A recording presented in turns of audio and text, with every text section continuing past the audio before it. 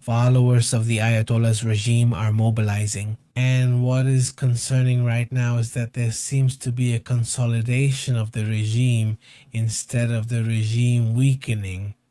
Well, things are turning out the opposite way. It's clearly a worrying situation in these images. Well, let's look at another one. Listen to this, listen to this.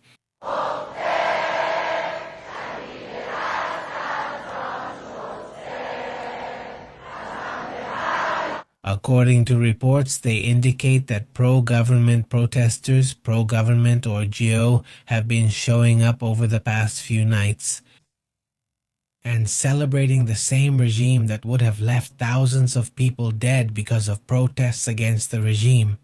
Well, there are also other people who support it showing up. And the problem with conflicts, with wars, is that they can consolidate regimes like the Ayatollahs. Unfortunately, and well, the situation has become more complicated, obviously another situation. Another topic that is also interesting is this image. Let's see what it's about, what's happening in this image. Well, here we are seeing attacks by Russian drones toward Odessa, a point that is very close to Moldova. Well, part of the top, let's see, another image is this one. Here we are seeing, well, part of the attacks. Let's listen to the moment of the explosion. 6 Russian drones reportedly hit the same area of Odessa in the southwest of Ukraine. According to reports, the pattern of attacks has been coordinated and suggests a deliberate saturation tactic. Odessa is Ukraine's most strategically important port on the Black Sea and the critical grain export hub for different parts of the world. Let's go to the map to see exactly where this Odessa region is located. Odessa is in this area of Ukraine. Here we can see it, and if we zoom in a little more, here is Odessa. There we can see it. This is the area, this is the region that has been attacked. Look, it's right next to, let's zoom out a little, right next to Crimea. On this side, I mean right next to in quotes, right? It's still easily about 200 or 300 kilometers from coast to coast, let's say. But Odessa is very close to countries, by the way, NATO countries like Romania, or countries with, let's say, a partial occupation like Moldova with Transnistria, right? Within Moldova, there's also an area invaded by the Russians, right? That's another story altogether, which is pretty intense. And speaking of Russia and this whole situation, we have to talk about what's been happening, where Vladimir Putin comes out in defense of Iran in another phone call he had. There was one recently. Well, Donald Trump and Vladimir Putin talk on the phone again. The conversation lasted 90 minutes. I mean, it was a long, extensive conversation, especially for figures of this kind. During today's call, it was reported that Donald Trump, the President of the United States, and Vladimir Putin presented a series of proposals to reach an agreement on the Iranian nuclear program. But among the proposals, there were also some threats, a kind of warning, something like that, quite a few. Quite strange, but let's get into this detail. And by the way, a big greeting to the community that's joining the live stream. Thank you very much for being with us. If you're already here, please help us out by giving a like and sharing. Obviously, it's super important that you help us with that. Thank you very much to the community that does it every day. Ivana in Edilcia Domingo McDonald's. Oh yeah, McDonald's. Just look at that. Greetings to Ofe Mendez, Febecine, Master Halo, and the whole community who are channel members. Thank you very much. Look. According to what Ushakov says, the conversation lasted about 90 minutes, about an hour and a half. It was focused on the Middle East conflict, but the Russian leader issued a warning. He said this can't continue because things will get complicated for you. He especially emphasizes the context marked by economic pressure and diplomatic tensions. In the case of Iran, he warned that it was going to get out of control. In that sense, Moscow reiterated its concern about the direction things are heading. The conflict could simply become, let's say, uncontrollable. The chances that this could spread to other countries are increasing. During the talks, several proposals were also put on the table to reach an agreement on the Iranian nuclear program at one point. I'm not sure you want to keep going. That part is pretty intense, right? Yes, actually, we've got the dubbed clip here. What happens is that, notice that if you don't answer Trump, like when someone calls you and they're worried about you, but you want to seem indifferent, that concern where he says, well, Russia or Vladimir Putin says not to worry, I'll keep Iran's nuclear material. I mean, no, you don't send soldiers. I'll take care of it. I'll take care of the whole thing. And you tell him, you know what, you'd better focus on ending the war in Ukraine instead. We have the dubbed clip if you'd like to play it. Right. We have the dubbed clip. You're right about this topic. Let's watch it then, shall we? Because I find it really interesting how things keep changing, don't you think? And also the response that Donald Trump gives in this case, right? Let's watch the video and then we'll comment on it. Senor Vladimir Putin, not long ago you spoke with him about it. Today you talked with him about progress in space and something else. We didn't talk about space, I didn't talk about Ukraine, and I talked a little about Iran. I talked about some different topics, mainly about Ukraine, and we had a very good conversation. I think we're going to find a solution relatively quickly, I hope so. Thank you. He wants to do it, I think he would like to have a solution, I can tell you that, and that's good. What kind of involvement does he want to have in the situation with Iran? He said he would like to help with enrichment if he can. I replied, I'd prefer you to get involved in ending the war with Ukraine. Well, the situation is terrible. Because at the end of the day, while Trump says or gives a supposed answer, and honestly, it's not a bad answer. The thing is, if it really happened, right? Those are the two things I wonder about. But anyway, right? Putin says to him, send it to us. Well, we keep the enriched uranium, but now we'll see if they're actually going to keep it or not, if they're going to lower its enrichment and all those things. But also the response, well, in the end, it's also important, like, well, it's better if you focus on ending the war. Leave that problem to me. Exactly, I'll handle this side. Well, what else was said about that? Very good. Trump also rejected the possibility of Iran having a nuclear program. He repeated this to him. Vladimir Putin spoke today. He defends, although Moscow continues to defend the fact that Iran has the right to use nuclear energy for civilian purposes. Well, it's a topic where suddenly someone says, well, why do they want nuclear energy if they have so much oil? I mean, having so much oil, do they really have to say they need nuclear energy? I mean, sure, if you really need it, that's another matter. But anyway, the point is that Moscow says it should be able to have this capability to develop it. And well, as you saw in the video, it says that they are willing to enrich Iranian. And well, Putin also described the aggressions, the bombings by the United States and Israel as a cynical murder. That's what he said, a cynical murder regarding the death of Ali. That's how he commented on it during the call, a strong topic in the end. By the way, they also talked about a ceasefire. It's a ceasefire for Vladimir Putin's convenience. He wants a ceasefire on May 9th.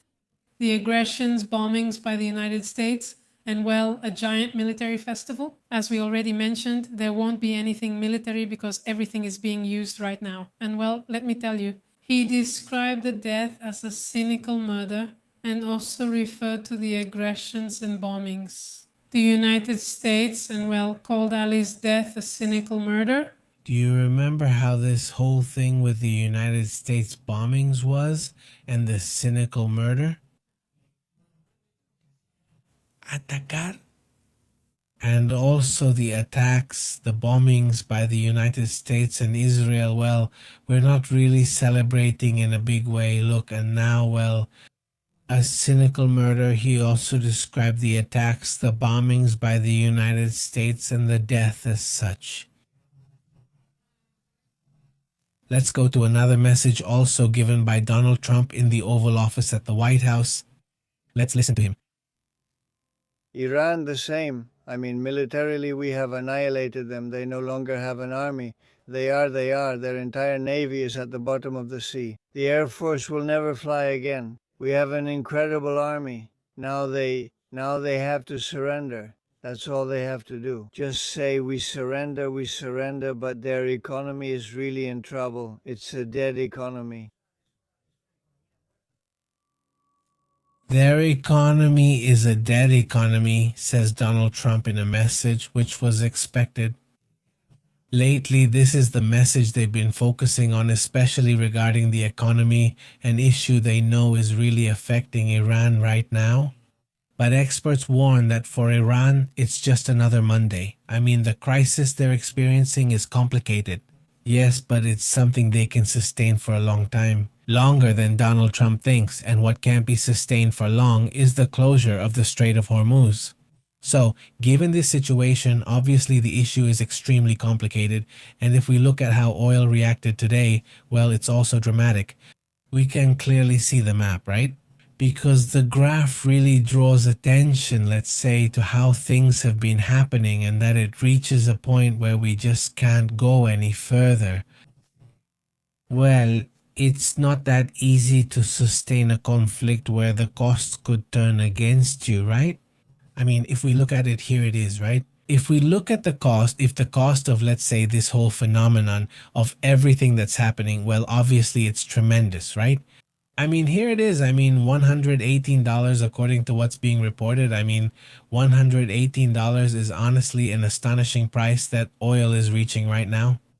And if this continues like this, okay, the Asian market has already opened at $118. Everyone thought something would happen so that the price could go down, but obviously this hasn't happened. No, it hasn't been possible to bring it down.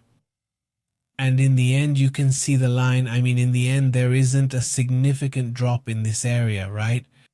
When there isn't, look at what happened the times it reached 120, 118 around here. Do you see?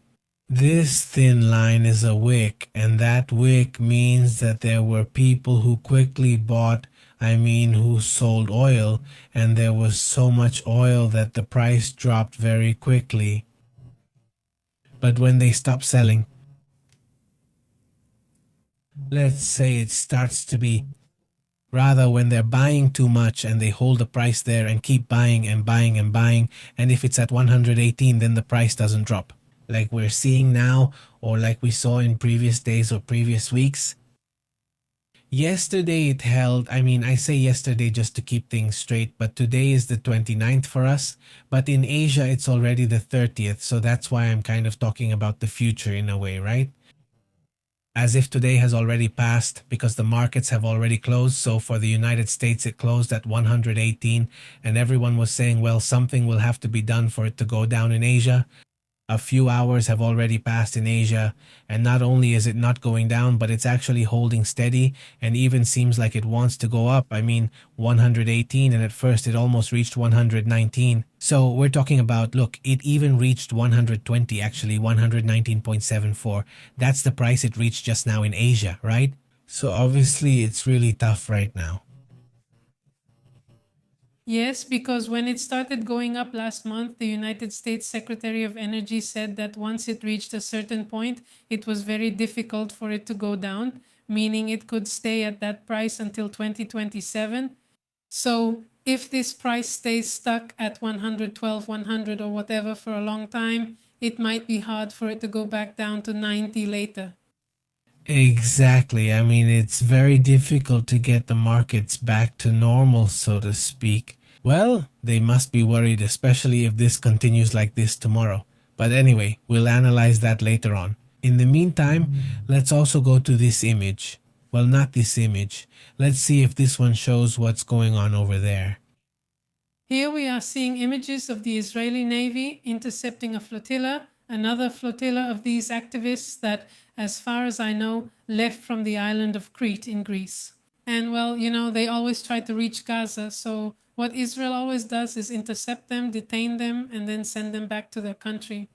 That's true. There it is. It looks like a little sailboat, doesn't it? Yes, it's really small, honestly. That's how it is. It's back there? Right? Nothing too big.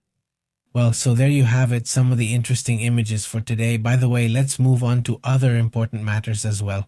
This is an image where you can see these robots that transport products, right? Food and things like that, right?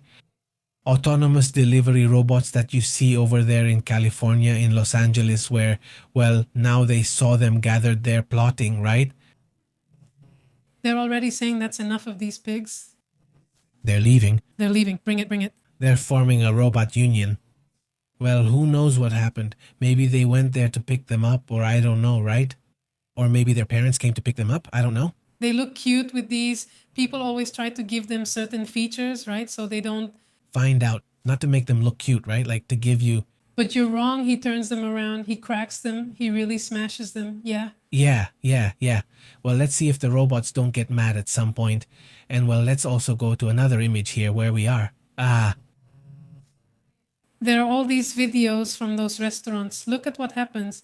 I never saw one of those because what if they fall on me? I would get really mad. I mean, but it's really dangerous because it's like ramen or something similar, right? They're like soups, right? So, I mean, they're really, really hot. In fact, the guy at one point touches his neck where it falls on him. Imagine that, and he's carrying a lot because he was going to a table that's next to him. That's why he turns. It wasn't because he was showing off, it was because he was going to turn, but he lost his balance. Right? That's when he touches his neck. Look, chaka chaka, his hands, his neck, there. You can see the steam. It looks extremely hot. Well, it's really something. I hope they have insurance at that restaurant. Yeah, I know. Well then, calm down. What are you talking about? This. Well, what else do we have out there? Anything else on the Trump issue? I think there are several things regarding Trump. I think we'll talk about it in a moment, but there's a Pentagon report that's related to what's happening with this ship. What's it called? The General Ford? General Ford is the largest ship that the United States has. The largest aircraft carrier, right? That's the correct term. It's their largest and most advanced aircraft carrier, according to them. Well, this aircraft carrier, if we look at the map, we'll see where the aircraft carrier was. Let's put it here. There it is. The aircraft carrier was in the Mediterranean Sea. At one point, attacks were launched from here. That is, from this aircraft carrier, attacks were carried out against Iran. And here is the Abraham Lincoln, and now the George W. Bush is also here. So there are 3 aircraft carriers, 2 here and 2 on this side, Iran, this side. The largest aircraft carrier, which has also been in service for a long time. The aircraft carrier has been operating for almost a year now. That is It's been 10 months. 10 months, just imagine. The Marines haven't returned home in 10 months of operations, traveling to different parts of the world. This is, if I'm not mistaken, the biggest operation they've had, the longest one, the Americans, the Marines have had. It's a deployment where they haven't had any rest because in the end they have to. When they're on aircraft carriers, according to what they explained, they have to be constantly active and operational. Exactly. Well, also, there were about 4,500 sailors who, as we mentioned, have been deployed for for 10 months now. And, it's a significant loss for the United States in the region because it has an impressive potential if an active war breaks out again. And as Pepe mentioned, the Ford is one of the 3 aircraft carriers operating in the region. And, the exact date of the Ford's departure from the Middle East is not specified. But it is known that an official said they will probably return to the Virginia base in mid-May. As of Wednesday, that is today, the Ford had been deployed for 309 days. It's the record for the longest time a modern US aircraft carrier has stayed at sea, which obviously has greatly affected the ship because it's too much time without more intensive maintenance, right? Because what they do there is one thing, and it's another matter entirely. Maintenance that requires it not to be out at sea. It has suffered, and remember it went through a fire? Was it the laundry room or the kitchen? In the kitchen, exactly. It was in the kitchen. It was the kitchen. Several people were injured and everything. And it returned. It needs some repairs and thorough maintenance without the staff there. Yes, I remember that comment, Cesar. Do you remember? When Trump told Zelensky, you have no cards. Now, Trump is the one with no cards to intervene in a negotiation because Ukraine grows more self-sufficient every day. Exactly. And still, it's honestly tremendous. Well, I don't know what he owes him, honestly, right? What does Trump owe Vladimir Putin? But even today, Trump was still commenting, right? He was commenting. He has commented less lately, but let's say that on the topic of, let's say, Russia-Ukraine, he doesn't like to be critical, right? He doesn't like to say Ukraine is doing super well. Well, today there was one of these talks in Congress where they had Pete Hegseth and they questioned him about the Ukraine issue. I don't know if you've already played the video. Yes, I played it and it surprised me. It's hard for him, but he says it. He found it hard to say Ukraine is doing well, but he did. I was surprised that today the Secretary of Defense, Pete Hegseth, said that Ukraine is doing very important things, that, well, they're doing well. And he was like, wow. I mean, it was hard for him. You could tell it was hard, but he had to admit it, just like people are saying here. It's just that there have already been other military experts, others in charge of the military field, who say that Ukraine has changed the way war is fought in an impressive way, with their capacity using drones and technological advances. Well, it's a very important issue that they've had to handle under a lot of pressure, obviously, but they've managed to pull it off.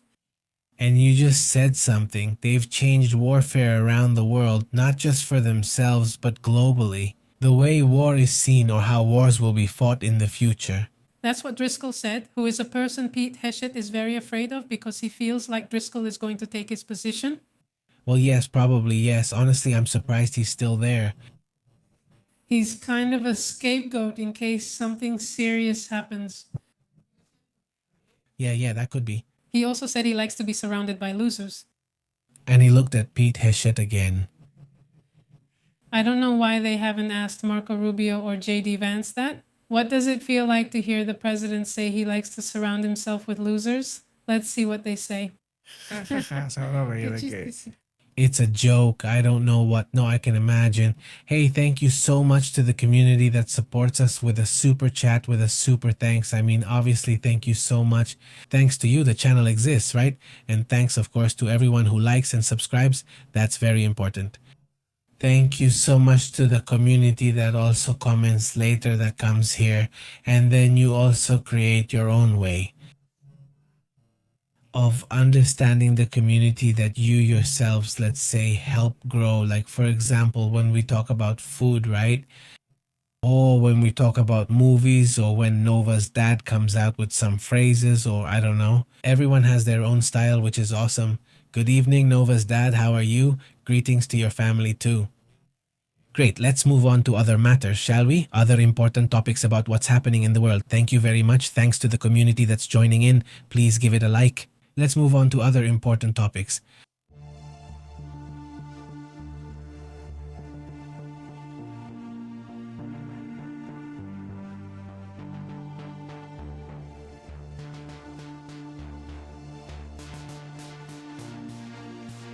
Well, Donald Trump again, right? The old reliable, huh?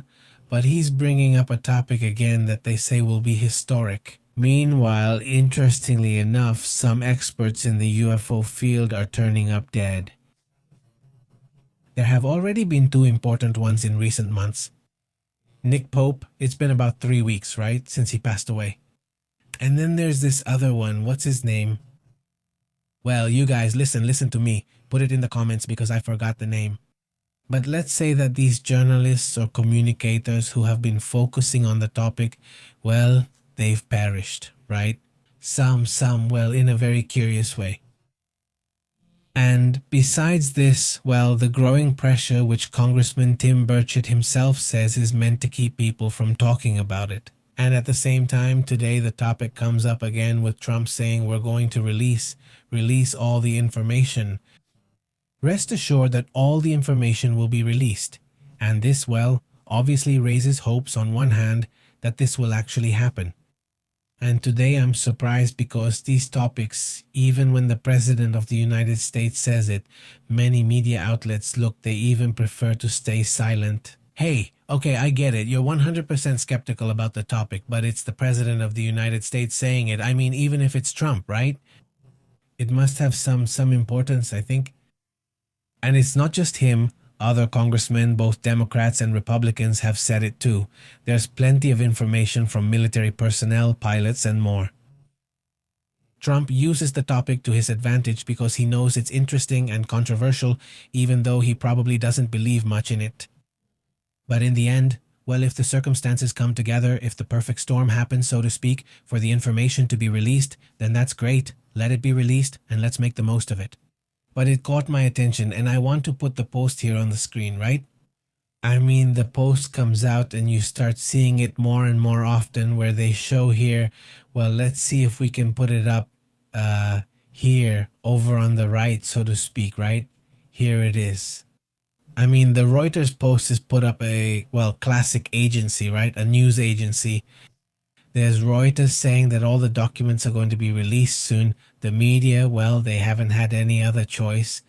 The media, let's say, well, let's call them official, right? There's an ad for clothing or something like that there. But let's say the media have been trying to convince people. Well, the audience that isn't interested, because in the end, the people who watch maybe Reuters or who watch, let's say, more mainstream media, maybe they're not that interested in the topic, but, well, there's no other option. I mean, if it's happening in Congress, in the Capitol, in the Pentagon, I mean, the president himself in the same room or talking about the topic, you say, well, there's no other way. People who avoid the topic saying they don't want to talk about it because it stresses them out or they don't like it. Well, sooner or later, I think we're going to have to understand, or at least try to understand, what's coming with that issue. Media outlets that have surprised me, commentators who never talk about the subject, and I'm glad they're finally starting to be more open about it. And you also see someone like Barack Obama, right? Recently he said, well, look, yes, they do exist. As far as I know, we don't have anything, but that they do exist. I mean, basically, right? That's the message he's giving out there. And other politicians close to Obama did the same. They were kind of betting on the information being disclosed. Then comes the Trump era, and there are also politicians who are betting on the information being released. So it keeps adding up little by little, and this information will have to be released sooner or later and become historic. Yes, it will be historic, and you never know, right? And well, Trump could go down in history on this topic, speaking positively, like, hey, at least this was fulfilled and made public. Not like it was said before, he messed up here, he messed up there, he messed up over there, but at least on this topic he delivered. But honestly, right now it's like, I'll believe it when I see it, like they say, not until it actually happens and is documented and they show what's supposed to be there, which we at least know are at least 46 videos from the Pentagon. Yeah. They've already identified the weird ones, the strangest videos on the subject. Hopefully it's not like the classic one, you know, just a little light or a distant spot and a bag flying around, whatever. I mean, hopefully it's really something interesting, right? Like with these high capacity cameras, haven't they captured anything interesting? Well, we'll see about that in time, right? But anyway, let's move on to other matters. By the way, people have been talking about the passing of Nick Pope, a researcher of these kinds of phenomena. They're saying, hey, look, Nick Pope passed away. The other gentleman, what's his name? Here, I hope you mentioned it. You don't have it yet over there. And the other one, yes. Yes, I had, but I also mean, I heard that he appeared in documentaries and things like that before, right? Yes, I don't recall his name, but the blonde guy. We just made a video about him. If anyone remembers this, they can come out. Maybe he's the one who killed the 11 scientists. Do you think so? Do you think so? I heard a version from a YouTuber who is a scientist. I don't know. I see it as complicated. Here they appear in... The African-American woman, nothing. If not... No, actually, I mean, this case involving this guy, Colin Allen, he didn't even have... I mean, the pills, the ones he had, didn't even do that much harm. I mean, he didn't really want to do much harm. I know what he did was terrible, terrible. He went to jail for this, but... I mean, you can see there's some awareness in his letter, right? In his logic, he tries to be like, I'm going to try to do as little harm as possible, but still it doesn't matter. Even if it's the smallest amount, just the fact of doing it is enough to get you locked up for life. So, well, I don't think it's him. Yeah, no. He was more into politics, not that. When it comes to those topics, it's like, hey, and also it's a topic that draws attention, right? And it's just that here we mostly cover international topics, but if there's something really important, obviously we talk about it. It's been spreading, well, the list of people that the United States is asking for, let's say, according to US laws, to hand over the governor of Sinaloa, and 9 other people as well. This has obviously generated a lot of controversy. The list is published by the United States Department of Justice. Here is the publication. There are names. There are all the names listed there, by the way, including this one. Well, the very governor of Sinaloa. No? No, it's not a surprise. It's been known for a long time. The thing here was, or the big question was, whether they were going to protect him. To protect, so to speak, right? What's his name? No, Aracha. I mean, if the government was going to come out and protect him, say, no, not this one, or if they were going to say, we're going to investigate, we're going to analyze, and we're going to know, I mean. But obviously, since he's a governor and a Morena governor, well, if I go down, well, I'm going to take him down with me. As many as I can. As many as I can, right? That's the thing. And he hints at it there in some emails, some messages he's been sending lately. I mean, kind of implying, I mean, I'm not going alone. No, basically, no, if he leaves. At least that's how it's been interpreted. But the point is that the governor of Sinaloa and 9 other people could be brought to justice in the United States. Again, Mexico has already reacted to this. Yes, there is a reaction. We can't and won't listen to it. This is the reaction. Let's see. I'll read it to you. In accordance with the laws of the requested party, in this case, our country. In particular, it is necessary to clarify that this request is not accompanied by sufficient supporting elements that provide strong evidence regarding the events described.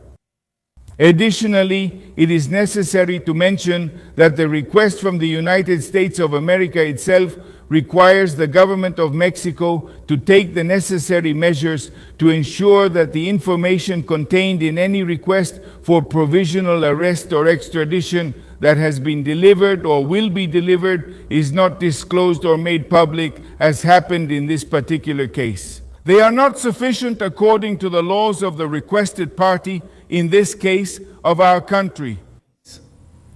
De manera particular, it should be noted that this request is not accompanied by sufficient evidence.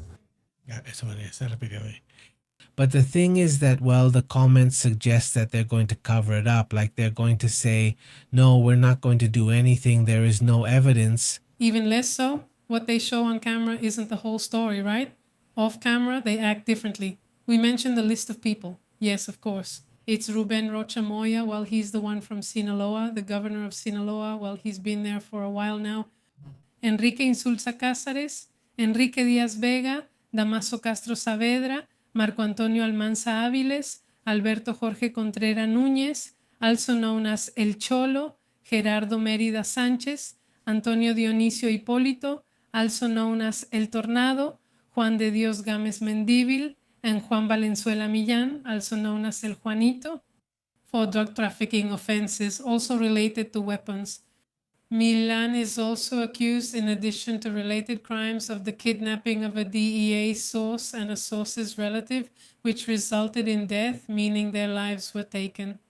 So, well, these are pretty serious matters, and let's see how it develops, what will happen.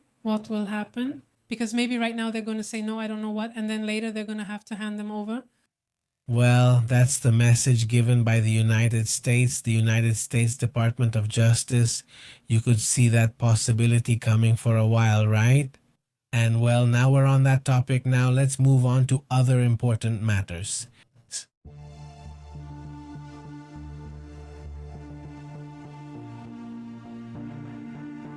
Notice that the Revolutionary Guard is now focused on power, concentrating on the political and economic power of Iran.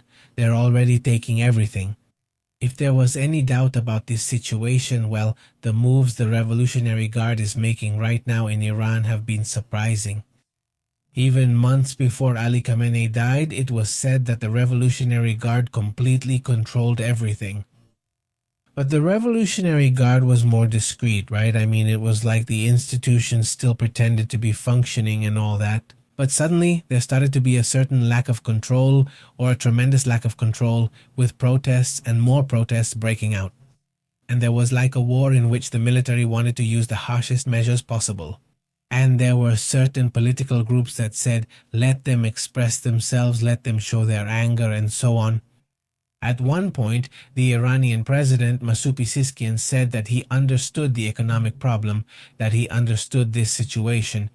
But at the same time, the Revolutionary Guard was trying to crush them. And in the end, that's what prevailed, that won. There are images that Well, obviously can't be shown here, but you can see how these people came out with long guns to shoot at them, right? At people just spraying them with gunfire, let's say. An incredible topic. These armored cars running over. I mean, it's truly crazy, crushing any possibility of protest. And well, what's next for the Revolutionary Guard now is to consolidate their power. How? In a war. So, the war ended up benefiting the Revolutionary Guard. Also, the fact that Moshtaba, who is the leader that they put in place, the Ayatollahs, look, the Ayatollahs didn't want Moshtaba. In fact, the reason Ali Khamenei became the supreme leader was because he promised that he didn't want relatives inheriting power. I mean, he gets there, and the revolution in Iran, in fact, was largely because they said they were against nepotism, right? Against the idea that Of the kings. of all that. And it turns out that Khamenei, with his son being the one left in place, the Ayatollahs don't like that. They didn't want it. But the Revolutionary Guard imposes Moshtaba, and the Ayatollahs have no other choice. They have no power. I mean, their security force, their real strength betrays them.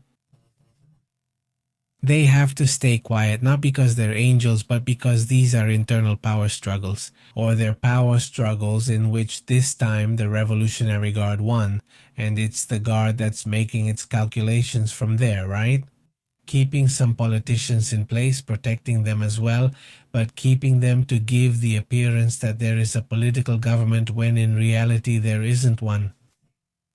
The very fact that Moshtaba hasn't appeared, and that, I mean, since February 28th he hasn't been seen again.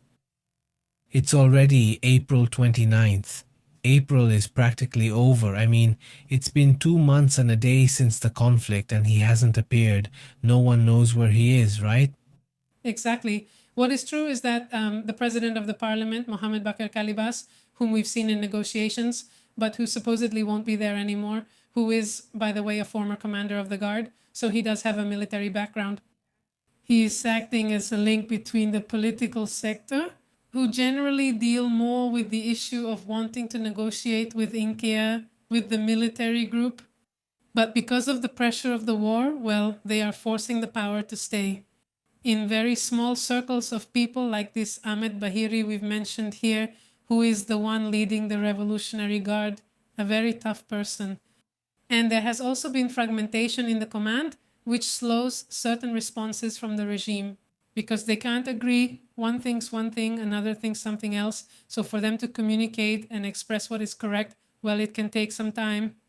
There isn't a single decision-making command structure. This is something confirmed by a high-ranking official from the government of Pakistan who is involved in the negotiation talks that have taken place between Iran and the United States. Let's remember that they haven't been face-to-face. They've been with Pakistan acting as the go-between, basically. And, well, according to the latest proposal we've mentioned to you, which Tehran presented to Washington, it still revolves around postponing the nuclear issue, a topic that really bothered Trump.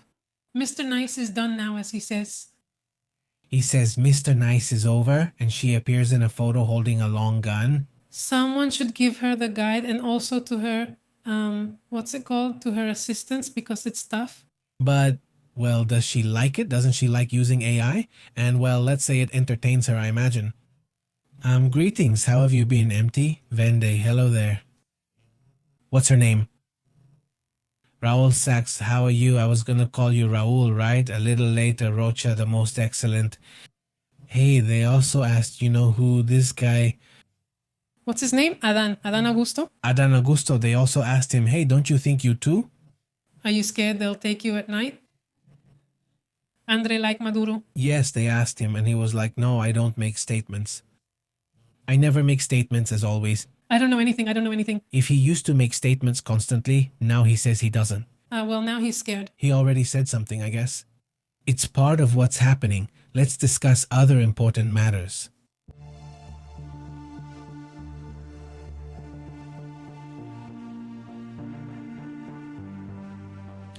Here's another image we still need to look at. I'm sure they'll report it. This is an issue. Look, here it is. There it is. That column of smoke is probably from a car that exploded. According to reports, a car exploded near a supermarket in Kharkiv. According to local media, the vehicle belonged to military personnel. Who's behind that explosion? Well, obviously nobody knows. But things are happening beyond the front lines, beyond the conflict. Between Russia and Ukraine, things are happening that I would attribute more to the intelligence services on both sides who are in a separate war of their own. There's the war on the front lines, but then there's also the war between these groups that are dedicated to sabotaging the other countries, right? Among them, there's a constant where suddenly high-ranking officials, for example on the Russian side, either turn up dead or something explodes. What's it called? The scooter. What is it? It's beside them, like what happened to that general. Intense. And besides, that case was really intense because there was a saboteur. Well, I don't know if he was Ukrainian or originally from there because I think he was a partisan, right? Yeah. It's a tangled mess. It was a tangled mess. But anyway, the point is that someone, the one who knew what was going to happen, got in a car to record what was going to happen to the general, recorded it, and then started the car and left. And then they published that video. And I think that was one of the reasons why they arrested him, because they did arrest him, right? In that case, supposedly, right? They say they arrested him too. It's hard to know if it's really him or not. Now, another matter from the United States. Let's get to this topic. About what's happening with these blockades. What is supposedly the result of these blockades that are taking place in the Strait of Hormuz?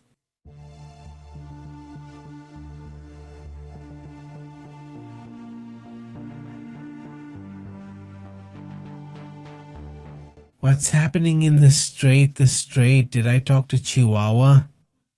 The Strait of Hormuz. Hey, greetings to the people from Chihuahua, by the way. Big greetings. The result, right? That was in the Strait of Hormuz.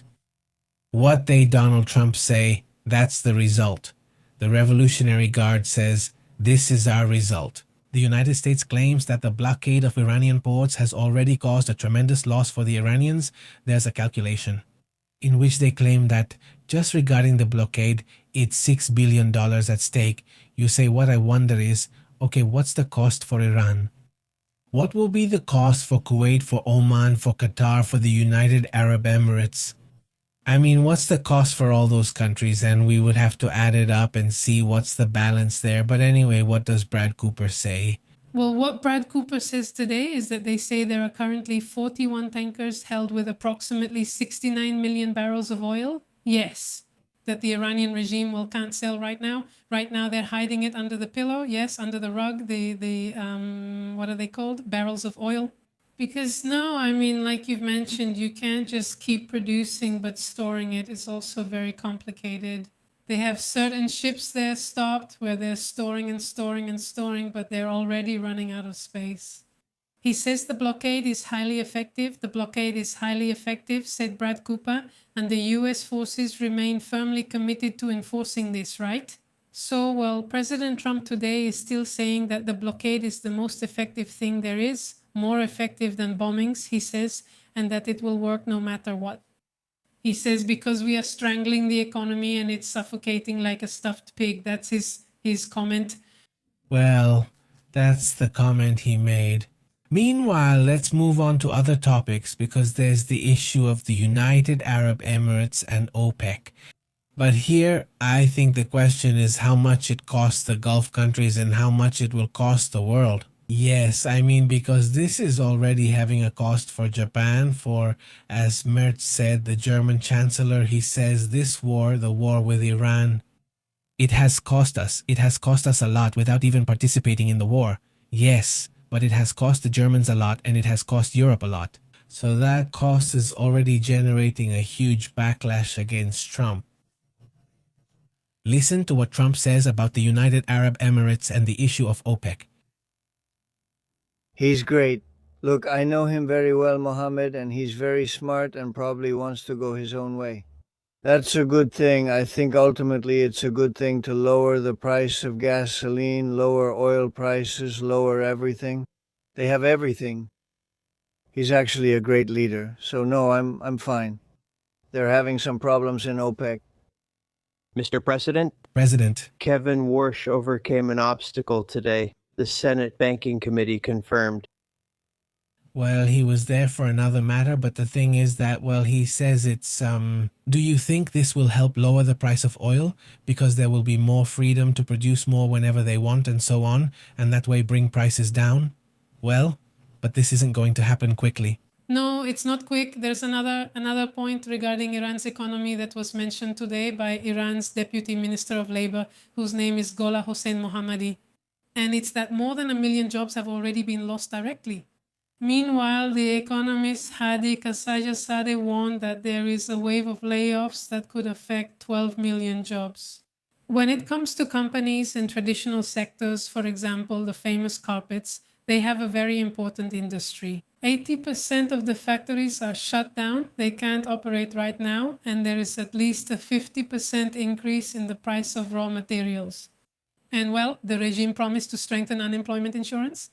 Obviously, the pressure on the social security system has increased a lot because they can't extract the oil. And by 2025, losses had already reached 98 billion just from oil. And the regime... And greetings to Master Shifu, who says China is having a hard time. Well, yes, it also comes at a cost for them. Well, even though they say they have reserves and all that, it's still a cost. If you keep using oil, you won't just run out of reserves immediately. And that's also tremendous. And in the morning, I was telling you what Mert said, you know, about this, what's his name? About the relationship they supposedly have and that they're still good and all that. And he says the following. Let's see, here it is. This is Merz, the German Chancellor. Let's hear him. No, Mr. Delfs, not at all. The personal relationship between the US President and me is, at least from my point of view, just as good as before. I've simply had doubts from the beginning about what was started there with the war with Iran. And that's why I've also expressed it. We suffer considerably in Germany and in Europe from the consequences, for example, of the closure of the Strait of Hormuz. That has a direct impact on our supply. It has a massive impact on our economic capacity, and in that sense I insist that this conflict must be resolved and we continue to have constructive talks with each other. The Federal Minister of Foreign Affairs returned just this morning from New York and reported there on a wide range of talks, including with the US government.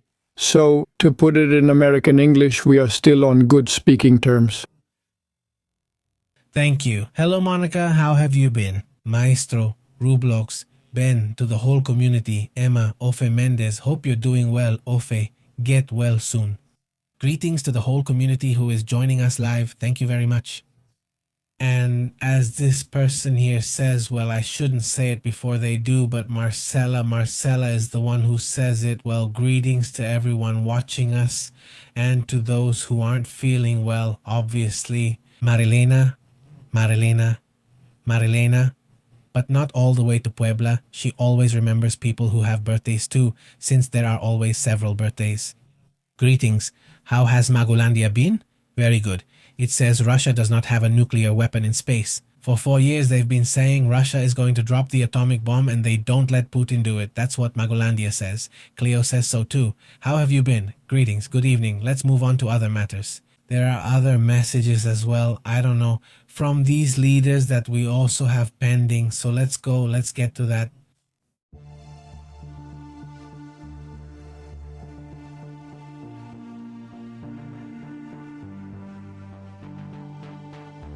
This pueblo had been very quiet, but well, don't leave, it's intense.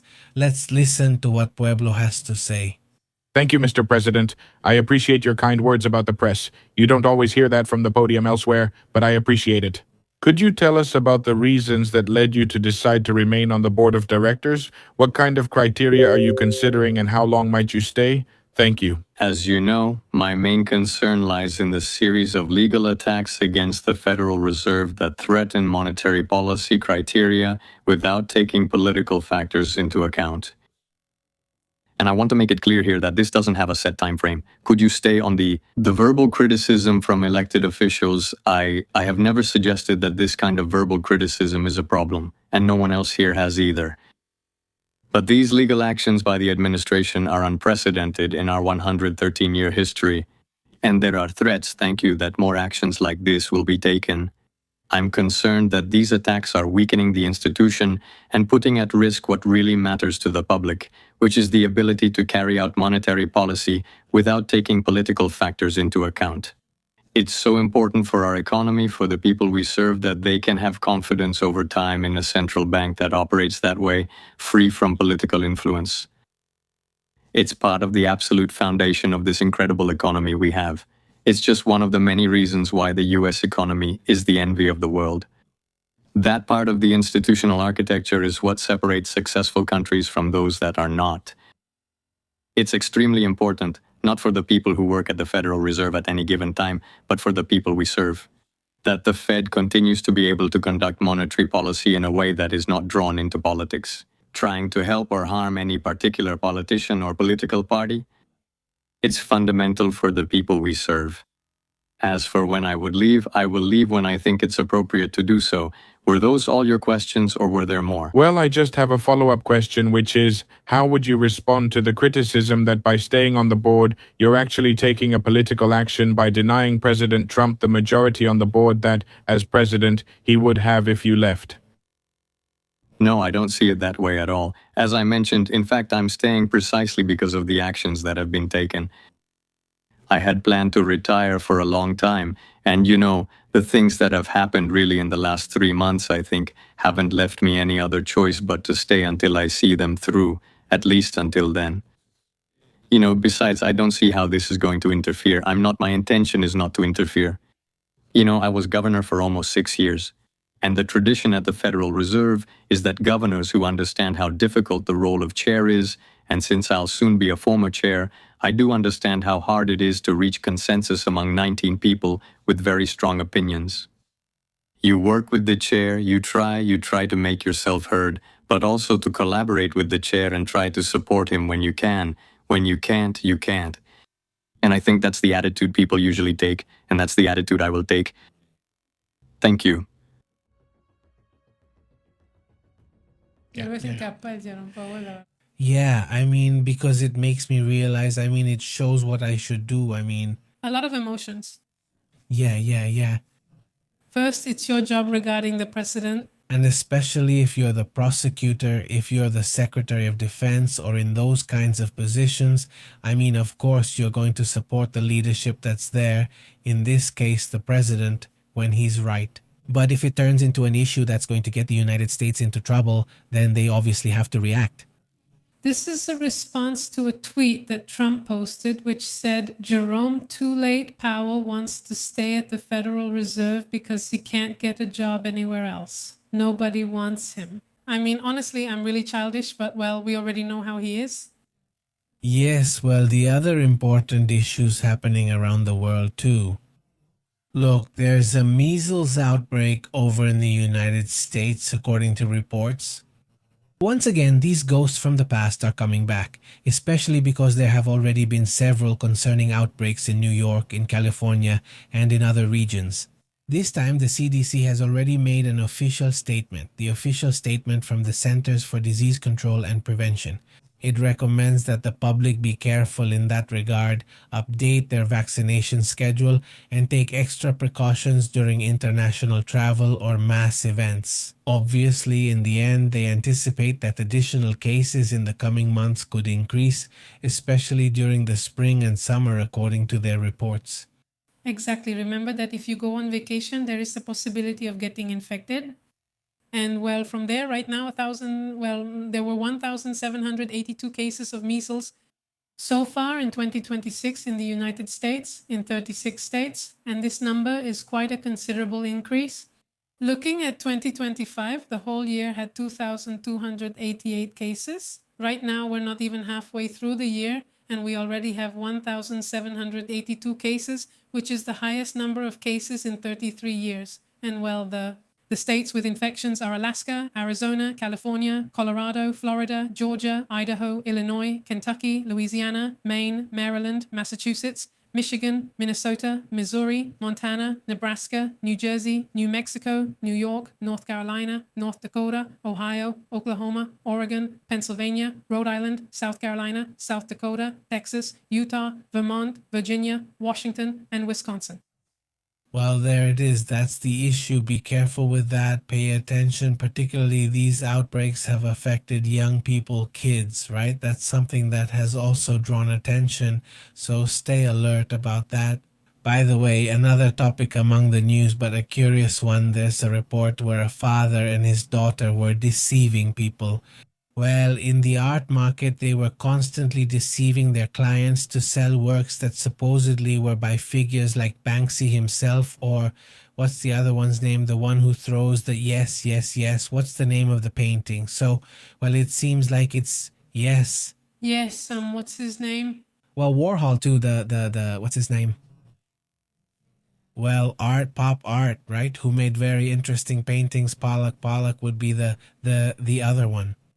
Well, the point is that these Polish citizens who live, by the way, in New Jersey in the United States are facing charges of wire fraud for counterfeiting manufactured goods. And well, by artists who weren't the originals, obviously no, but they were apparently very well made copies and they knew how to sell them, let's say. They're saying that, well, they defrauded people of millions of dollars. It's estimated to be at least $2 million. They already pleaded guilty yesterday to defrauding their victims, including several art auction houses. Well, you know, some of the most prominent ones were in New York. I'm surprised they didn't notice it, you know, that they didn't realize the painting was fake. The forgeries must be really, really good. And well, these forgeries were made in Poland by an unidentified accomplice who has been in Poland. And often they were reproductions of lesser known works by prominent and prolific artists like Banksy, like Andy Warhol, according to the prosecutors.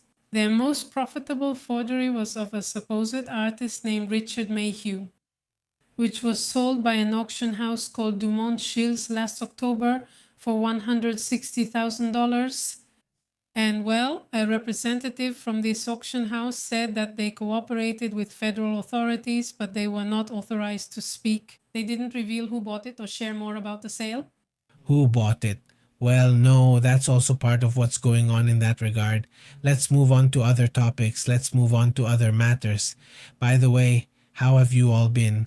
Greetings to Lily. How are you doing over there? Big hello to everyone. And well, also greetings to Luis and Bruno as well. No, Pixel Cat, Francisco Arte. Who else is out there? Fabis Cha. Who else? Let's see. Ofe. Very good to see you. Let's move on to other important matters. Thanks.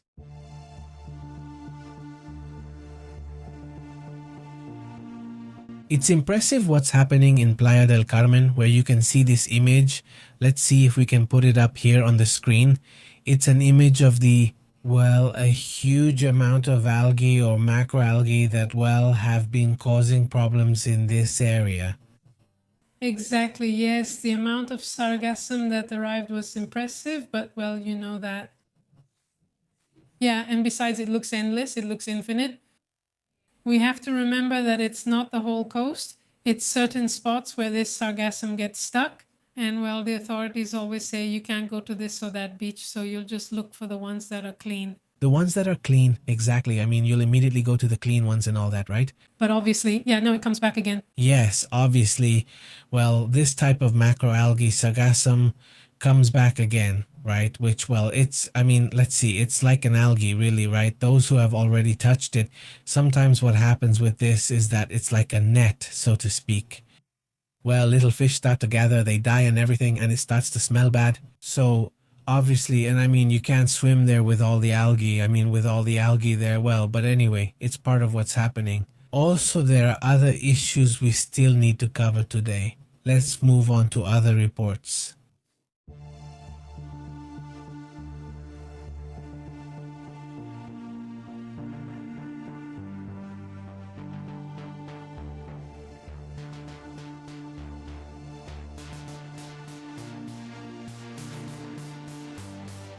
Well, look, there's already a change. There's a shift in what's happening with the issue.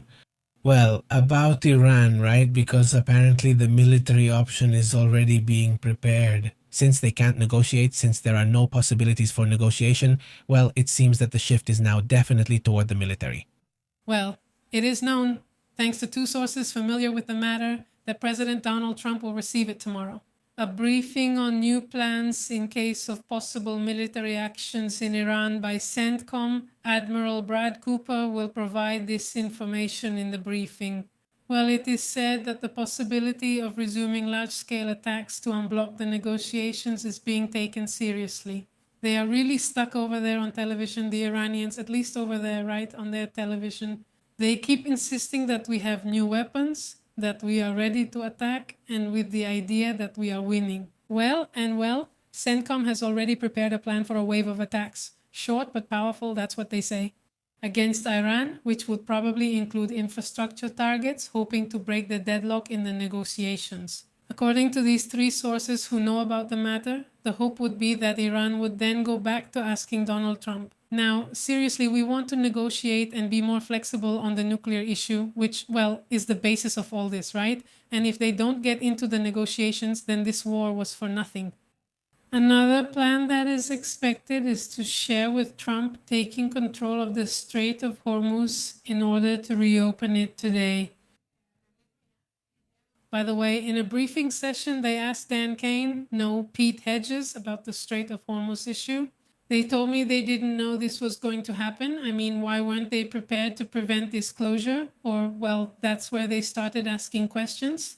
And, well, another option that has already been discussed before, and that could be considered again, is a special forces operation to secure the highly enriched uranium reserves. As we've mentioned here, well, according to many experts, it's extremely complicated because it would take weeks, even months, of course, to remove all the material. And, well, in a time of war, it's extremely complicated, right? Because first of all, you put those special forces at risk. But well, so once again, the drums of war are sounding again. When it seemed they might finally turn things around and focus on long-term economic pressure. Well, it seems that's not the case, that this is either now or never, right? I mean, that's at least what this information shows. Careful with this issue too. Look, this airline, right? United Airlines, right? Well, it would be a huge issue, especially considering that we just come off, maybe a couple of years. With constant reports of drones, some were civilian drones, but others were drones. Well, who knows where they came from, right? The point is that a very serious report has come in and an alert has been raised. United Airlines is an airline that has already, raised the alarm. Ha estado reportando otra vez. Possible collision with a drone. It's unclear what they hit, but they did collide with something. This was approaching San Diego, the key coastal city on the Pacific. The United Airlines pilot reported a possible impact with a drone while landing in San Diego. The aircraft involved was a Boeing 737 with 48 passengers and 6 crew members on board. A figure that makes the incident a high-risk case. The flight had reportedly taken off from San Francisco, the best-known city on San Francisco Bay in California, or at least one of the best-known, and, a very important city. Also, it's also known for tech, tourism, and so on. The incident happened at about 900 meters of altitude. It's still not clear what hit it. What stands out to me is that if it hit a drone, the drone should be on the ground.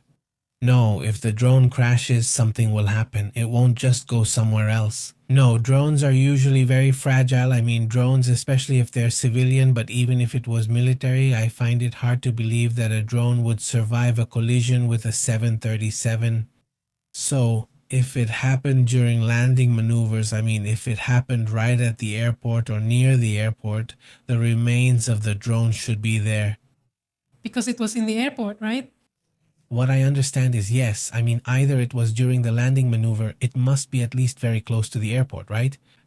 Because it wasn't during takeoff, it was during landing, so possibly it was at the moment, as they say, during the landing maneuvers, but it's not exactly clear what it was. He says, another thing that stands out is that they were up high. The restriction is that there's a limit of up to 100 meters, and apparently this happened at 900 meters altitude. Not just any drone flies at that altitude, let alone near an airport. So it was flying almost a kilometer high, when the legal limit is very, very clear at 121 meters. 400 feet is the maximum that drones should fly, according to what the Federal Aviation Administration says, the F. Well, if it was a drone, which it obviously could be, a drone, you know, one of those, I don't know, the ones that are kind of big or used for transporting products and things. What was it doing there in an area where it shouldn't be, right? An aircraft carrier? I mean, an airport.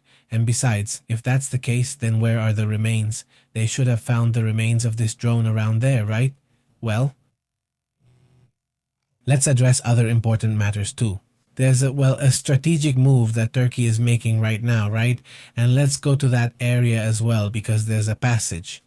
This passage that the Turks have here to go from the Black Sea to the Mediterranean Sea, right? So there's talk of a strategy, of a strategic move being made there around Istanbul, right? The Turks themselves, look, here it is. This is the passage. I'm zooming in quite a bit. This is the passage, if you notice. That's the Black Sea there. It's not a canal like the Panama Canal. I mean, the Panama Canal was built, but this is a natural waterway. It already exists, right? There's the passage, isn't it? Awesome, by the way, to go through there. But anyway, check this out, how it goes to the Mediterranean Sea. So there's the passage, right? According to reports, Turkey is preparing an important strategic move in the area. While the world is focused on other conflicts, on other situations, Turkey has other plans. For a while now, it was suspected that they had plans for this region of the world, where, by the way, Russia is forbidden to pass through with weapons. They can pass anything they want there, except weapons. I mean, there are certain restrictions that Turkey can impose, but not completely block passage. A mega project is being promoted by Erdogan, in which he seeks to create a new artificial route from the Black Sea to the Sea of Marmara. This is to challenge the dominance of the Bosphorus and alter global logistics. So, we're talking about the fact that there's a movement in that direction, right? Exactly. The goal is very, very obvious. It's a new maritime highway that connects the Black Sea with the Sea of Marmara, and that now allows them to have more control over global traffic. Meanwhile, we see how the Strait of Hormuz complicates the situation. Turkey is starting to position itself also in the geopolitical and energy matters. The Bosphorus is currently one of the most critical routes on the planet. Oil tankers, cargo ships, and goods pass through there. They are extremely important for both Europe and Asia. Well, let's see what moves they make in that regard. That would actually be a canal. Yes, the problem right now is that it's super congested, so what they need to do is expand it because it's very narrow. Well, in that case, there would be charges, there would be restrictions, and it would be a huge business. And yes, that's an expensive investment, between $15 billion and $65 billion, depending on the design and the complementary infrastructure. Oil tankers, cargo ships, goods pass through there, which are extremely important for Asia and extremely important for Europe. We're talking about Ukraine, we're talking about, well, obviously the Russians themselves, but there's also Bulgaria, and there are other countries in the region that do a lot of business with each other and are constantly interacting. Georgia too, well, there are more around there.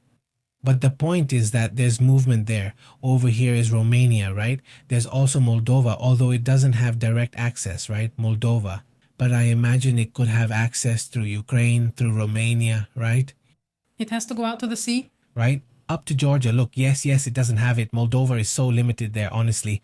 We should give it a little way out, really. A little way out over here, no man, no. Even if they're friends. Even if they're friends, yes. Okay, well, let's move on to other important matters.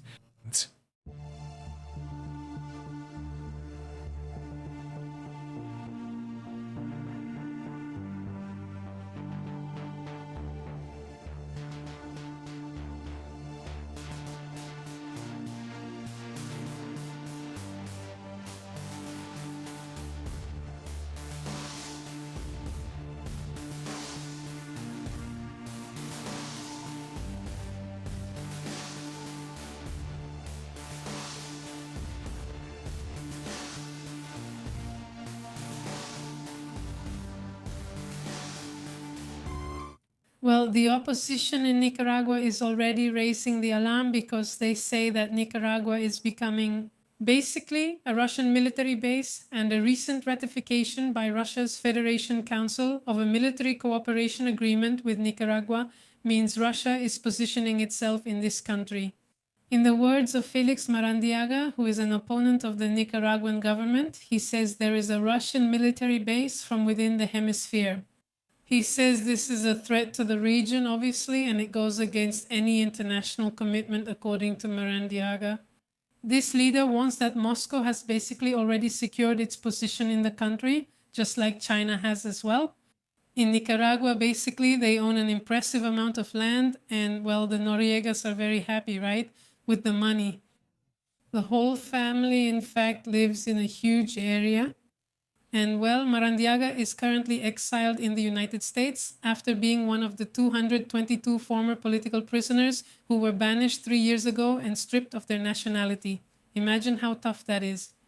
And, well, he has made it clear that Russian military personnel have special jurisdictional protection during their missions on Nicaraguan territory, which stipulates a duration of 5 years with automatic indefinite extension. In other words, they can stay there for life. Nothing is going to happen. Well, as long as the Ortegas are in power. Well, that's the issue. Also, well, this is something that catches our attention, something we've been observing over the last few days. There have been earthquakes reported near Peru. Let's try to put it on the screen this time. There it is. This is the earthquake being reported right now. Let's see if we can put it over here. There it is. This is it. There it is. An earthquake is reported. This one would be 4.8 according to the reports. There's also another earthquake in Chile, 4.7 off the coast. Off Chile's coast. Let's zoom out a little. And it's this area. There it is. And there's also a swarm reported. This is pretty far away, over by Africa, right? In the south, let's say, right? An area where you normally don't see so many earthquakes. Usually you see earthquakes more toward the Pacific. This time it's toward the south of the Indian Ocean, right? Over there. It looks like an earthquake, but if you look closer, there are several. We're only seeing ones above 5, the stronger ones, but there are many earthquakes here. Who knows? But, well, I mean, there's movement in the ground, whatever you want to call it. But this movement today also draws attention. By the way, there's also a matter that's important. There's a poll up in the community today. This is the poll that's been up for about 6 hours, right? When will this war between Iran, the United States, and Israel end? And, well, the community has voted here, right? By the way, thank you very much, Aurora, for the super chat. Thank you so much, Aurora, and to everyone who supports us with a super chat. Thank you very much for that. Look, there's a vote with almost 300 votes from the community at this moment, and it says the following. When will this war between Iran, the US, and Israel end? First option. In the first weeks, 16% say it will end, right? There we see it. And then the second answer is in a few months, 14%. It will extend until 2027, 16%. And it will extend and more countries will join, or like more time and more countries. 54% believe it will go on even longer and involve more countries. This is the poll you can find today, which you can obviously participate in the community section of this channel, right? So that you can participate, so you can also leave your opinion. Obviously, you can leave your comments down below. There's a comment section. Just click to leave a comment.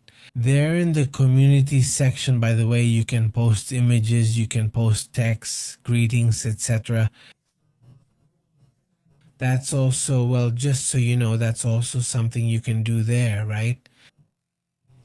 Let's move on to other topics. That's important too, but here's the community section where you can also share photos. Great, let's move on to other important topics.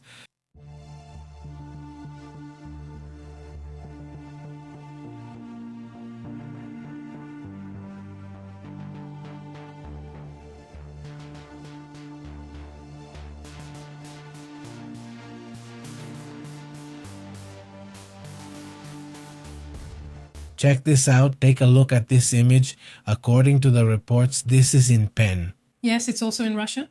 It's also in Russia, where this situation is being reported. Local residents claim that it's a new explosion after a black and white cloud was reportedly detected in this area. Well, there are multiple images showing this situation. It's not very clear how the event or the attack happened, but the images are astonishing. I mean, that column of smoke this time is really striking, I have to say. In another region, let's see where Penn is, right? We'll check on the map where Penn is in a moment, but look at the explosion from different angles. It's the same people, well, those who can are sharing things a little bit. Remember, the Russians are strictly forbidden from recording the explosions caused by Ukraine. Right? Yeah, they don't care, they don't show up anymore because they used to take selfies, but now they don't since they know they could get arrested. That's obviously a problem for them. And now, let's go to the map, right? To see exactly where this area of Russia is, right? Let's look at the details. There's the image. Let's zoom out a little. It's this little spot right here. That's where the attack happened. And I want to know how far it is from there to Ukraine, right? Let's suppose it was an attack from Ukraine, right? Which I assume it was, but let's see. This would be the closest area. Reports indicate a Ukrainian attack caused a fire at the Perth oil facility. Yes. 1,500 kilometers. Well, there it is. To be exact, 1,413 kilometers from the actual border. Of course, the attacks don't come from there, right? They come from other areas deeper inside Ukraine. But let's say it's about 1,400 kilometers in a straight line. That's the distance of this attack. These are much deeper attacks now. Attacks that, well, that's why today Pete Hegseth came out to acknowledge it, right? The Secretary of War of the United States came out to acknowledge this situation, right? It's like he bit his tongue and everything, but he said it. And today Zelensky also appears in a video on Telegram where he says that, well, the range of their military capabilities, he says, the straight line distance is more than 1,500 kilometers. We're going to keep extending this range. He didn't say that this was it, but well, it's basically the figure for today's attack. So we're assuming that he's admitting that it's part of the attacks. Although, well, the governor of the area himself, he said that it was a drone strike on the refinery. Well, that's the issue. Let's move on to other important topics.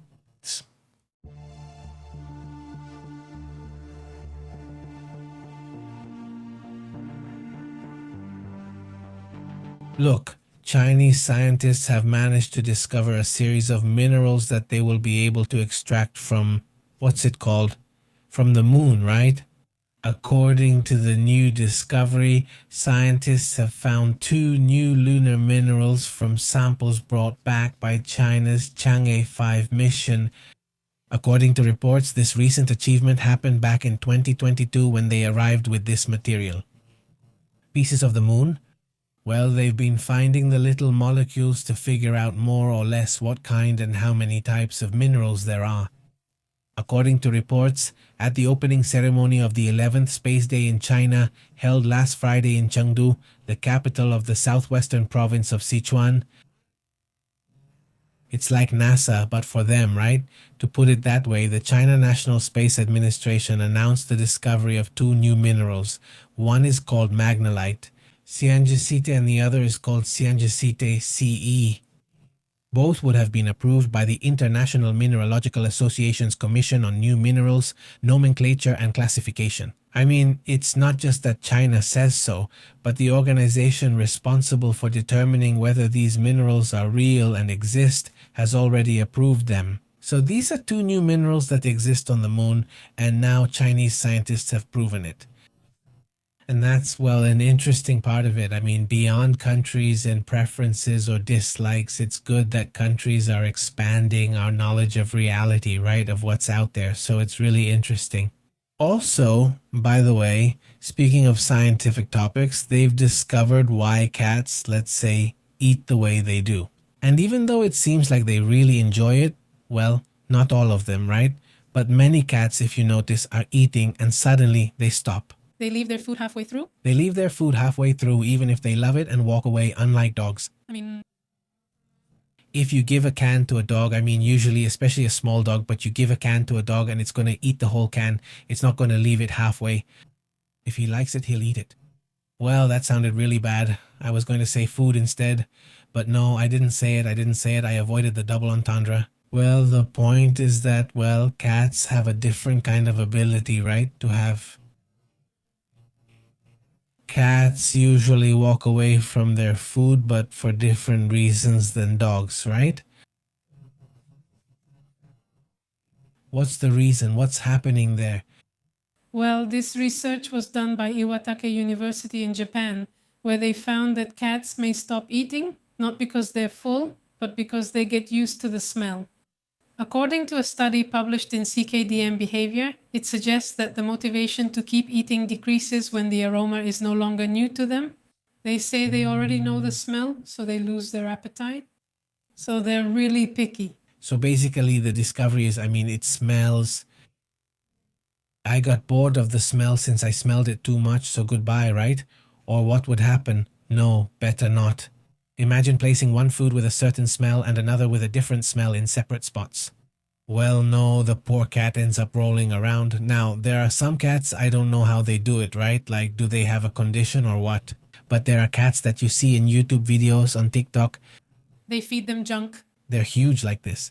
Right? Yeah, because they feed them a lot of junk. And even though cats tend to really measure what they eat, they're not like dogs that just gobble everything up, but there are some greedy cats. And if their owners take advantage of that, well, they end up enormous.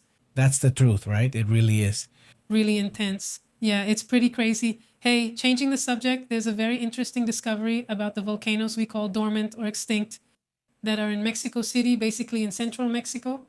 There are many like that, and we usually all say, no, well, it's already asleep, it's already out, it's never going to erupt again. Well, a recent investigation was carried out by scientists from EarthSearch who discovered that the volcanoes we call extinct, dormant, or inactive could still be alive internally. That is, they are accumulating magma for thousands of years without erupting, but sooner or later they could do it.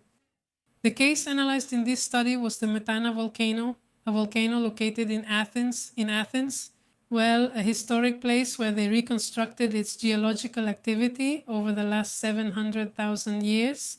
And they detected a boom of zircon crystals during a period of more than 100,000 years without an eruption. What does this mean? It means that its magma activity was underground, but it was still active. Even though it wasn't erupting, it wasn't producing smoke or anything, it was there, accumulating its revenge against humans.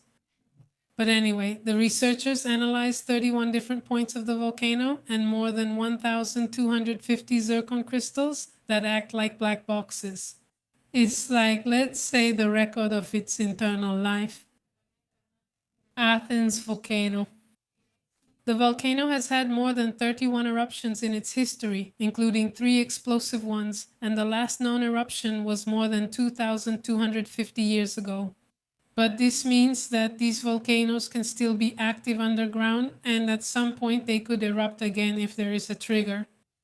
Well, look, just see for yourself. It's something where, we shouldn't get too comfortable either. We shouldn't trust the dormant ones either, since any could wake up and scare us. Italo says in Chile, the Chaitén volcano was like that. It exploded out of nowhere and nobody even knew it was a volcano. To begin with, right? That's how informed they were. Not even informed, right? Hi Italo, how have you been? Big hello to Gabriel too. Very good. A big greeting to MT as well. He says, and cats are super greedy more than dogs. Well, at least the ones you've had. Oh, look, you've had them again. Not for me. Others have had more like super gluttonous dogs. Gluttonous dogs, cats not so much. That's it. Well, if more time passed, well, it's the same. If more than a certain amount of time passed and they left you the food. Yes. There was a cat, the last one we had, Tito, who would just leave the kibble. I would serve it to him and he wouldn't eat a single one. No? He did eat. No, that's what they told me. Yes. Yes, I saw her, but I don't know the outcome. Goodbye. And you obviously have to give them their food. We're not concerned anymore. Eat, please, my love. Yes, but no, but if the rest is cats, they're ungrateful. To another scientific note where, well, guess what? It turns out that scientists believe they've already found the edge of the Milky Way. This would give us a definitive map of what our galaxy looks like, something that, well, I never imagined they could report, right? Astronomers believe they have identified the edge of the Milky Way for the first time, something that for decades was considered a mystery. And, well, does this change a question we had about where our galaxy really ends? Because there isn't a wall, there isn't a big sign that says it ends, right? And the stars don't gradually decrease. And this new study proposes a concrete definition. The edge would be the end of the region where stars are still being born. That the boundary is more or less located between 11.28 and 12.15 kiloparsecs from the galactic center, which is equivalent to 40,000 light years. So 40,000 years, if you take a plane, in 40,000 light years, you would reach the end of the Milky Way. How are you? Is it mild? It's mild, right? It's a little mild. By the way, to reach this conclusion, the researchers analyzed more than 100,000 giant stars using data from the European Space Agency's projects and the Gaia mission, which, well, has provided a lot of information. That Gaia mission, right? Yes. Hey, speaking of scientific things, since we're on the topic, right? Well, NASA shared this image, right? Let's put it here. Yes, it's really interesting. It's very interesting because, this is Mexico City. Mexico City, exactly. According to the reports, the ground beneath Mexico City is sinking. We already know that, but it's interesting to see it in a scan made with these NASA tools. According to what NASA Earth reports, the official NASA Earth page, it says that the NISAR satellite could be tracking the sinking in Mexico City from space. The new data shows that the parts of the city in blue are the ones that sank more than half an inch, more than 2 centimeters per month from October 2025 to January 2026. Those are the blue ones. They're the ones with the most sinking during those dates. Well, that's also obviously interesting, isn't it? Exactly. Yes, it's super interesting. And the sinking is already so severe that you can see it from space. You can already see it from space. It's incredible. And well, I don't know if the government has any plans to do something or not. They're waiting to see what happens, to see what fate brings. Yes. There. Who knows? They're studying the situation. They're opening a case file. Yes. This one is just going to get filed away in the filing cabinet. Greetings. Greetings to the whole community. Greetings. Greetings, Damien. How have you been exactly? I'm going to greet Damien here. Big shout out to Ben too. Hello.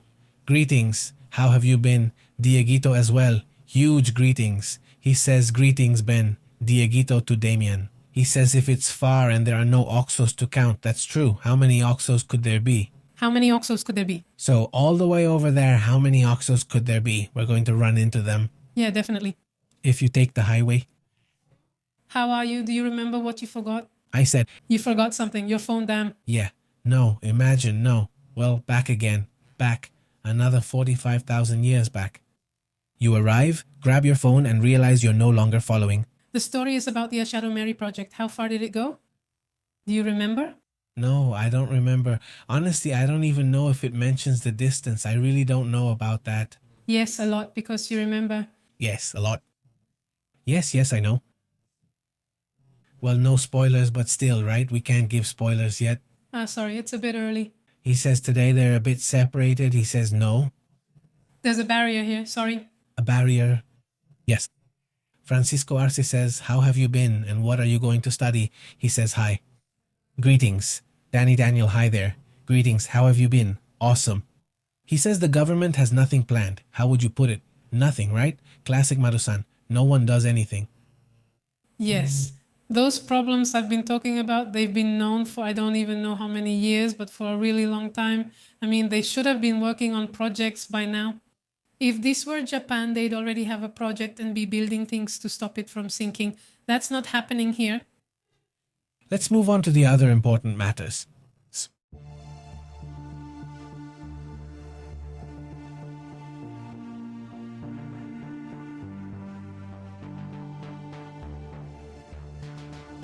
On other important matters, Donald Trump is looking to reduce American troops in Germany. He doesn't like having so many troops in Germany anymore. We have to remember that they have the Ramstein base, a key base for the United States, but also a key one for Europe and for Germany. That town of Ramstein basically lives off the American soldiers who live there. So, well, what's going on? Well, we've already told you that, well, Trump has said he wants to leave NATO, but that's not possible.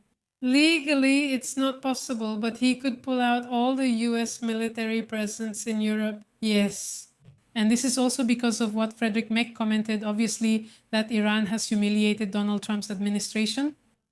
Obviously, Trump is a very vengeful person and he was going to do something. He wasn't going to just sit back and do nothing. What do you think? So right now it's known that the United States is studying and analyzing the possibility of reducing troops in Germany. More or less, the United States has only about 40,000 soldiers in Germany. Well, Germany is the country with the largest presence of US military personnel, and among the most important bases are Ramstein, as Pepe mentioned, and the base in Stuttgart, which serve as logistical and operational command centers. And according to the United States Army in Europe and Africa, this deployment supports NATO's deterrence and rapid response. I mean, they're basically the headquarters, of course. Of course. I mean, it's always established there in the States, so... I think it really went too far. I mean, we all knew it. It wasn't necessary to say it. Merz's comment, yes. Merz's comment? Yes. Because it's inevitable. He will always react. He will always do something kind of visceral. And this is something, yes. Exactly, yes. This was expected. It was expected, yes. And especially because Germany has been, well, very close, you know? Very, very close. That's why it seemed really strange to me. In fact, when we saw the news, we had to... When it's news that's really strange like that, we had to double check it because we were saying, seriously, Merz said that? Because it was really out of the ordinary, right? Exactly, not what he usually does, right? In fact, they're always accused a bit of that, right? That they're kind of very, yes. Lukewarm. Lukewarm, exactly. Well, let's move on to other topics, to other important matters as well.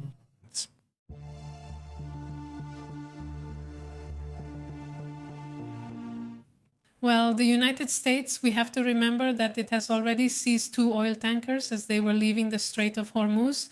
No, it was in the Arabian Sea, right? The Arabian Sea, yes. Exactly, that's right. I mean, well, it's just, well... In fact, one of them was... Between this area, right? Yes, in this Gulf Sea, yes. Because one was near Sri Lanka. I mean, it was a little farther away. But what is he going to do with those ships? Well, the United States Department of Justice is already carrying out the legal process to confiscate, to keep these 2 oil tankers that are linked to Iran, which are called the Tiffany and the Majestic X, which is also known as Phoenix. And it was intercepted last week by United States naval forces very close to Sri Lanka. This was reported by a senior official from the White House, who obviously provides this information anonymously because it's a more sensitive issue, the matter of seizing ships from another country. And well, this measure is part of the blockade that the United States is imposing on the Strait of Hormuz. Well, this has been another move by Trump, by the way. Another move by Trump, yes. Trump has asked Netanyahu that if he's going to carry out attacks in Lebanon, he can only carry out surgical strikes while this ceasefire continues, which, well, is a so-called ceasefire, right? Well, Trump told Netanyahu in a call that Israel could only carry out these military actions in Lebanon as long as they were surgical precision strikes, as he says. And, well, we have to remember that Trump has been behind these negotiations, which he already claimed as another war that he ended. And he also says that there hasn't been any progress in the peace talks between Israel and Lebanon, right? I mean, a third meeting that would already be necessary. 2 were organized in the United States, but now a third one is necessary. But let's say it's becoming difficult for this one to happen. Yes. Honestly, it's just that Jasula keeps going, yes, no, she doesn't follow any agreement. No, it's not the negotiation with them, and the problem is with them. Exactly. Well, let's move on to other important matters as well.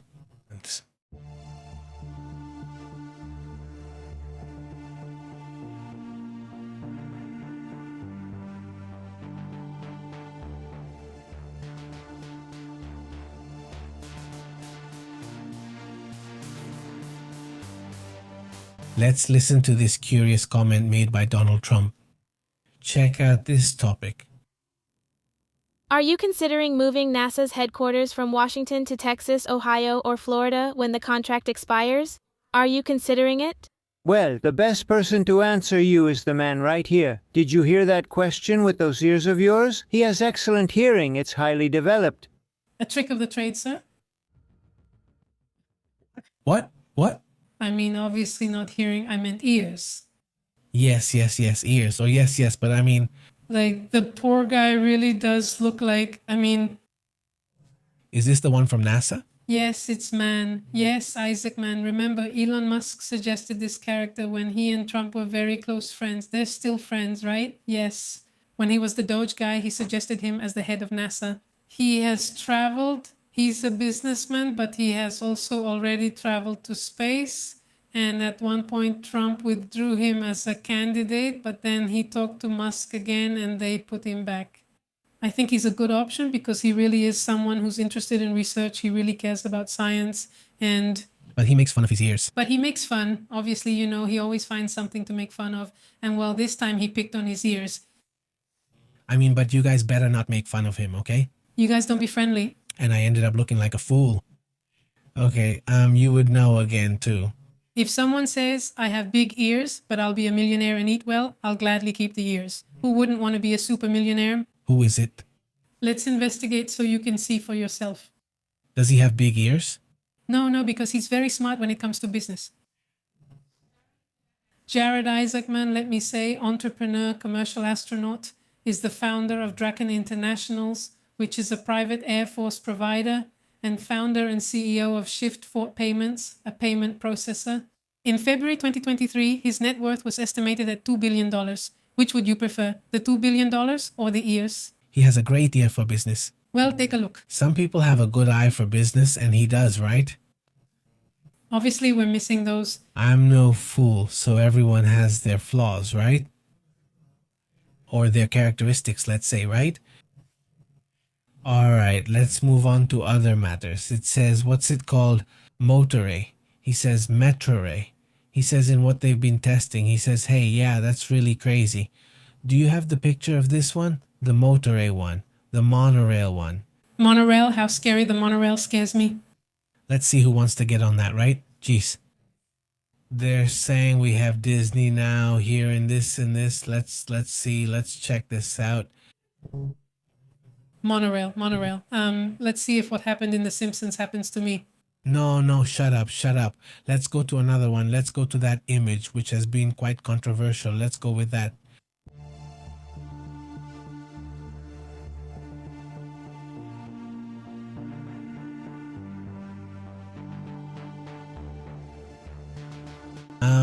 Let's see. There's an image, right? That's going around is this one that says Adrian, right? Is Adrian aware? Is he aware? Let's see what happens. Very, Adrian, very good. This is the, well, it's caused controversy because you think seriously nobody's testing the monorail and look where it goes. Seriously, I mean, who? Well, I don't know, right? But Oh, it's a test. just look at it. Besides, everything looks really narrow, even the path itself. Seriously. Believe, Pepe, believe. Well, years from now, I'm going to say what Samuel said. He said the longest monorail in America, and it's already in motion following the highest safety standards. The new trains for the 2 new metro lines are already set up and on the rails. Okay. And in motion, every day we make progress toward the mobility we always should have had. Well, that's an issue. Yes, we always should have had it. Yes. Yes, this monorail is electric, which people have been asking about. Well, and when that blackout happened last summer, what will happen? They probably have a backup to reach the next station. That seems logical. Imagine being stuck in Madrid for hours. I start feeling uneasy. well, anyway, there's monorail. It caused some controversy, and the memes are pretty funny because they compare it to Disney's roller coasters. That's what they did. No, let's see if it shows up. Do you have it? I don't. They made a, what's it called? One of her riding it. Days, every day we pass by there, every day. No, that's Miguel Aleman. Ah, Very good. Well, but we went through monorail. No, but it's the same, exactly the same. it's part of the same thing. Yes, because that one go into Fundidor, as I understand it. Yes. Well, we went through there. I mean, not by that one, but by the monorail, we went through there.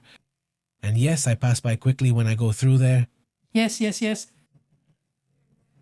Later we'll get used to it, but right now... Right now it is important. I'm not saying this just because there was an accident recently. I mean, a piece also fell off, you know?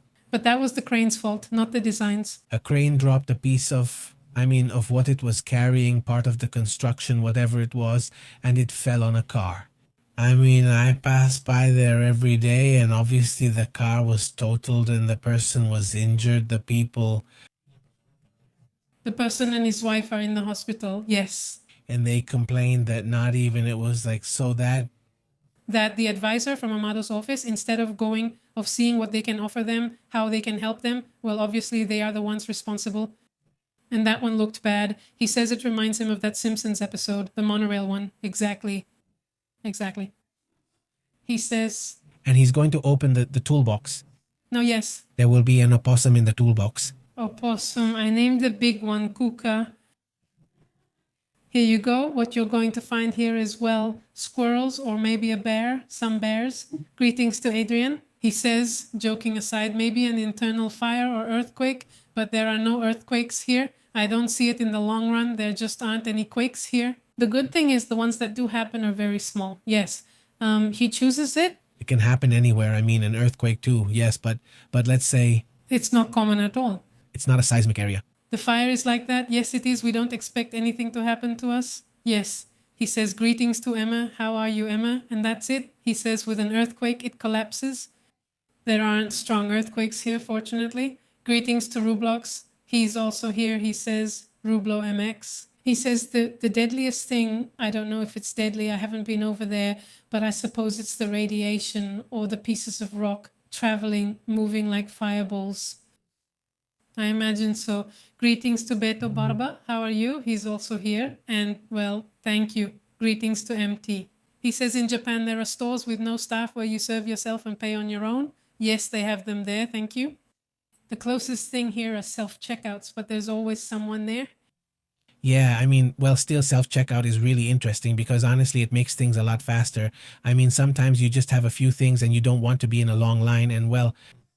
Sometimes, I don't know if it's happened to you, but I've seen people at self-checkout with a full cart of groceries. I mean, just go to the regular checkout. Yeah. Limited to certain ones. Yes, to a certain number of products. It's ridiculous. Gabriela says Donald Trump, he's something else. Gabriela says hello, really something. She says they should put in stairs. Imagine if for some reason it stops. You have to get off using stairs. No way. That would be really crazy. I can see it. All parachutes, man. He says you're fooling yourself with that little seat. Hello, how have you been?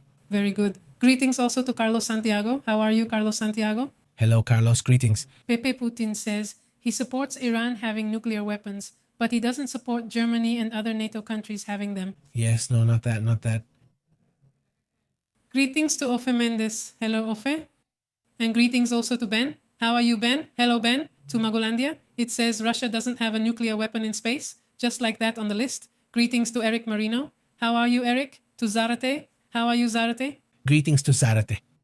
And it says that, but it could also be counterproductive for the United States with Lopez leaving the Emirates. Now they're also going to sell in other currencies. Of course. And that's going to weaken the dollar. That's what it says. I also mean it's not such a huge amount either. Yeah, if they do it with some countries but China has been trying for a while now. Other currencies and things like that could be used. It could be... although the United Arab Emirates, well, they have quite a close relationship with the United States. Here we are. We're already ready for the World Cup with the Monaruga. I'll talk about it there. Among the posts they put on Twitter. I think there will be one like that in Alameda. The Alameda. Chiquito. Greetings to Mialov Diego Reyes, who's watching from Puerto Rico, Lily and Maria Elena, who says, good evening, I just got here. Greetings from Tehuacan, friends. Hugs and support to the sick. The one who commented is my namesake. Thanks for the info today, Pepe. He also sends greetings. Hello, Maria Elena. How have you been? Greetings to everyone here. We also want to say hello to Fabis. And also to Pixel Cat. How are you, Pixel? Hello, Pixel. Greetings. She says, I already got the heads up. They moved me to Astros and now I'm pixelating on the other side. This one. And greetings as well to Meat says, if they attack him again, he won't negotiate. That's what they're waiting for. That's what he's waiting to do. Well, yes, it could be that already. It could be. Yes, it could be. Greetings as well. He says greetings too. Let's see what I'm missing. Francisco Arce. How are you, Francisco Arce? Greetings, Francisco. Hello. And here are the countries that have won the World Cup. Let's see. There it is. Those are the countries. Very few. Now it doesn't count since they've won multiple times. Yeah, well, that's how it is. That's how it is. That they can't play anymore. It's true. It's true. Meat says it's worrying that the World Cup is coming up soon and Mexico is still dealing with new things. It's just one new thing after another. I know, but now what's missing? Now what? Now what is it? Greetings as well. Let's see if we've greeted each other. He says greetings to me. Me, how are you? Me. Me. Very good. And I was also going to say something about the World Cup that I didn't know, but this India in its first year at the Olympics. Once India was independent from the United Kingdom, they went to the Olympics, and there's always soccer. Would you believe it? India won it and won the world, won the Olympic soccer in the 40s. I don't know exactly when. After having gained independence. They didn't get up. And the dream. Forget that. They played barefoot since they couldn't afford sneakers or anything good. They win, and then after so many years, I don't know, maybe 2 years later, let's call it 2 years, the people from FIFA call them and ask if they want to participate because obviously they had won at the Olympics. They did well, but didn't want to go. No, they never won it again. In fact, I don't think they even play anymore, at least not in the FIFA World Cups. World Cups, yes. Just imagine. Hey, how long has it been since they went? If they go to the World Cup, I'm not sure. No, I haven't seen them. I wouldn't remember. Greetings to Max Olorio. How are you, Max? He says, greetings, family. Good evening. I really like the new format. This way we can watch the video and see you at the same time. Thanks a lot, Max. Thank you very much. That's the idea, because now there's also this trend that when you stream the middle part in short format. So it was always either me or those who watch us live on shorts. They see like half of the face or mine. It didn't look good. So, here we are. We're here on the side, but I don't know if you can see it there. Let's see if we can see the image, right? There it is. Here we are. But well, it's really cool. The thing is, we hadn't been able to do it before. Now we can. Before, when we were using a mic, it was impossible. Right, now it can be done. Before it was impossible, but now with 2 mics we can do it this way. Done. It says here, where is it, Christy? Christy says it's because we have the new microphones that were farther apart. Just kidding. Yes. No, but it's cool because honestly, it's really complicated because we're in a news segment. It was very hard to react. If I reacted, basically, it was almost like, well, I'd move the mic over here, or if I spoke too, so it was a hassle. And now, like, there's a bit more interaction between him and me. I don't know. And that helps a lot. Both of us can be heard clearly now because sometimes I could hear myself well, but I sounded distant, or it was the other way around or something like that, so it was a hassle. Yeah, Pixel says I've already gotten used to the change of side. Oh, that's great, Pixel. Over here, Francisco Arque says the World Cup is Europe plus Argentina plus Brazil. We're spectators, but we bring the spirit. That's what matters, Francisco. It's the most important thing because do you think the atmosphere, just imagine if the soccer atmosphere in Canada will be the same as here in Mexico. No, not even close. Hey, Did you see about the apology? No. No. But check this out, friends from the Dominican Republic. It's amazing. I can put it there. There's the image. They're sharing this on social media right now. It's good.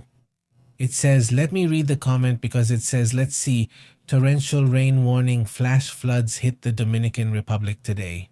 Heavy rains caused flash floods in Romerillo, Sabaneta, Santiago Rodriguez province. Strong and dangerous torrents of water flowed. That's what geologist Sergio Almazan says there on his Twitter account. Thank you very much to the community watching us from the Dominican Republic. Well, if you live around there, be careful. Obviously, don't go. And the guy there is just calmly watching. Look, there's the guy. You can see he's just calmly watching it. He has a lot of faith in that wall. That part. I wish people believed in me like that guy trusts that wall. That wall trusts him a lot. Trusts him a lot. I don't know if it's water, though. That water, it's already leaking. But the guy. I think that's on my wall. My wall is... resistant to everything. It's my passion. It says there it is. Well, trust is trust, giving it your all. She says, no, Lily, sorry that she won't go to the World Cup because we don't have enough benches to move the tourists. He says past World Cup winners shouldn't come, so others get a chance. And look, she says, I wouldn't go to the World Cup. Remember the gifts that were stolen? Don't use them. That the drones last, if not run. She says, I don't see the World Cup spirit. You don't see it, she told me. I say this, Francisco doesn't show up divorced. It's better when they come out with titles and holding hands. Also, greetings to Henry Carvajal, who sends his regards from Venezuela, here fighting so that this country achieves its freedom. The return of millions of compatriots so families can reunite and make a happy country. Greetings. Very good. Greetings. How have you been? And do you have any advice on how to make it last all these years? We've been married for quite a few years. Yes, yes. Yes, I want to, well... But if you can, interrupt when you can. And she asked them for it. Passion. This is not the first. I think the first thing is to be super relaxed. I mean, really, because sometimes I feel like there are people who take anger too seriously, you know. Anger won't last more than 30 minutes. I mean, if it lasts more than 30 minutes, then there's a real problem. If I'm still angry after 30 minutes, no. But yeah, I mean, no, like, don't take it so seriously when you get angry. I think that's really important because some people get way too hung up on it. I don't know, that's just my perception, but I see a lot of women stay mad at their husbands for days, thinking about how to get back at them. No, I don't know. I think part of that is like not getting along as if it was shopping. Not like this, not going to sleep angry. We've never gone to sleep angry, or maybe once, I don't know. No, I don't think so. I mean, no. I mean, yes, well, yes, no, it's not something I like us to do. No, because I mean... Well, humor is super important. Yeah, especially, well, my sense of humor, I don't know. No. Another thing that also makes me, well... knowing how to talk. I mean, if you don't have conversation, if you don't have anything to talk about, if you don't have interest, well, there's nothing there. Imagine, I mean, because in our case it is... How many years have we been? Together? Living together like this, living together. Yes. Wow, thank you. 22, I mean, imagine 22 years. Well, yes, obviously you have to have practice. You have to talk about a wide range of topics. When there's no practice, it's not uncomfortable. Not like that? No? No, but it's just that without practice, yes. I mean, yes. Yes, I mean, because I say why, because, I mean, we're not just married, we also work together, this milestone, and we also give each other space. I mean, let's say in our area, we don't deny ourselves the space of the city. No, I don't know, with the kids playing or whatever, but let's say we're not connected, but at the same time, we understand at what point not to get overwhelmed, right? Or if he has his own time in the mornings when he likes to exercise, and if not, then no, I mean, it's basically his space, right? And that's how it is. Everyone has their own spaces. And that's it. I think that's the humor you're talking about, right? It's really not, it's not like it's some kind of secret formula or anything, right? It's just logic, and it doesn't always happen. I mean, no. I mean, it's kind of weird too, but yeah. Sometimes, of course, there are arguments over silly things, right? But yes, I think it's really important not to take everything so seriously, right? Like, I talk harshly because I talk harshly to myself. People often speak harshly because they have a headache, but not always. Or I don't talk harshly to you. I don't speak harshly to you since it's sensitive. So it's like, look at me, but don't touch. Basically, yeah, of course. Everyone has the right to be like that. It suddenly gets smaller. And not telling you why the weight isn't dropping. I'm like, look at me, don't touch me.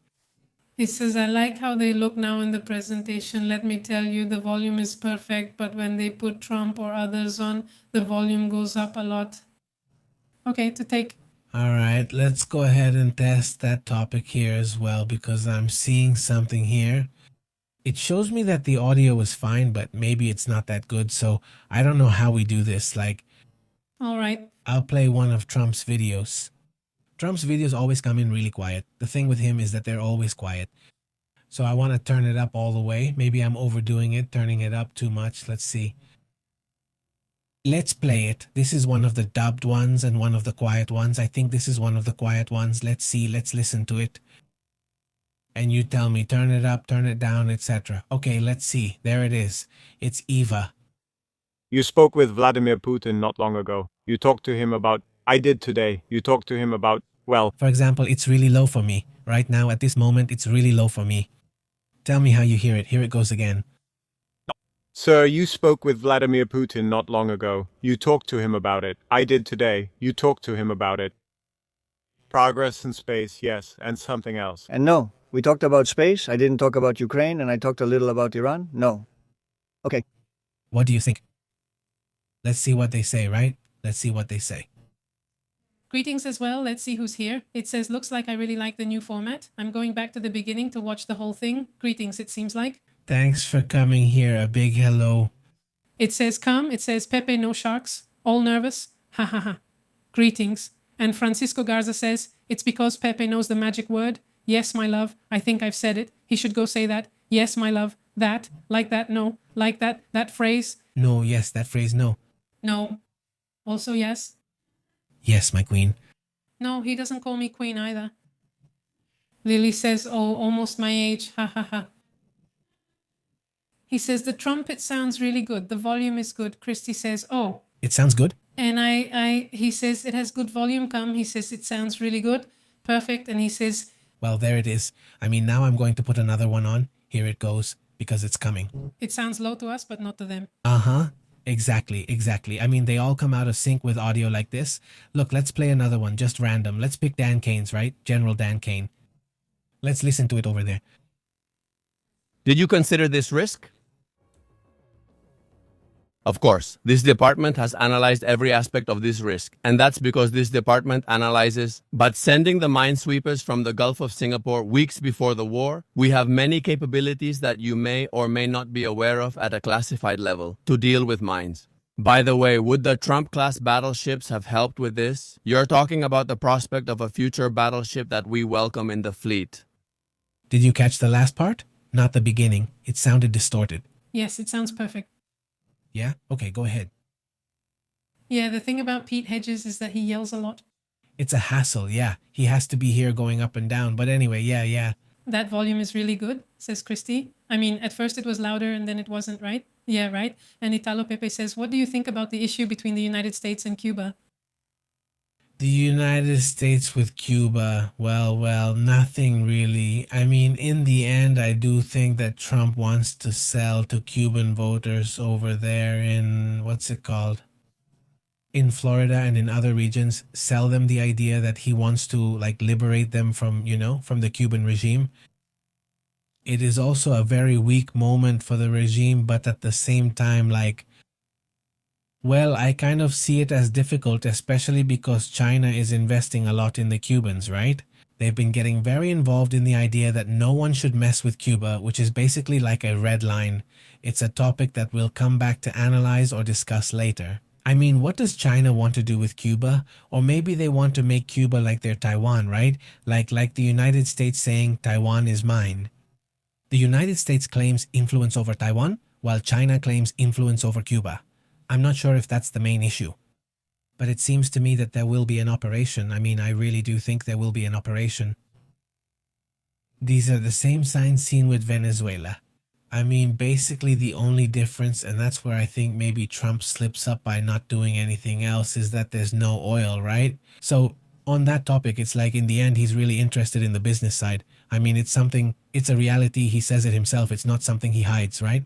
So maybe that's the part where he says, well, okay.